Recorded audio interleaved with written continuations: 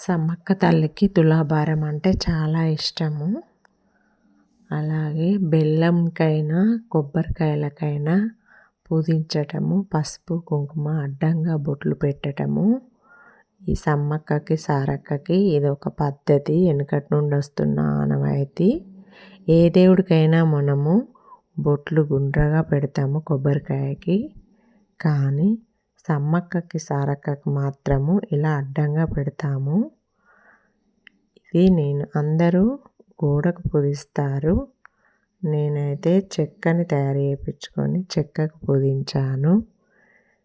ఎందుకంటే room change చేసినప్పుడు ఇబ్బంది అవుతుందని గోడకు పూజించి అలాగే వదిలిపెట్టడం ఎందుకని చెప్పి చెక్కకైతే మనం ఎటు వెళ్ళినా తీసుకెళ్ళొచ్చు అన్న ఐడియాతోటి నేను చెక్కకి దేవుణ్ణి పూజించి బొట్లు పెట్టుకొని చేసేదాన్ని. ప్రతి 6 మంత్స్కి ఒకసారి సమ్మక్క దేవుడికి ప్రతి 6 మంత్స్కి చేస్తారు.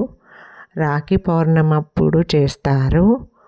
మళ్ళీ మాఘమాసం అప్పుడు, ఈ మాఘ పౌర్ణమి అప్పుడు దేవుళ్ళ పౌర్ణమి అని అంటారు. అప్పుడు కూడా ఈ సమ్మక్క తల్లికి పూజిస్తారు.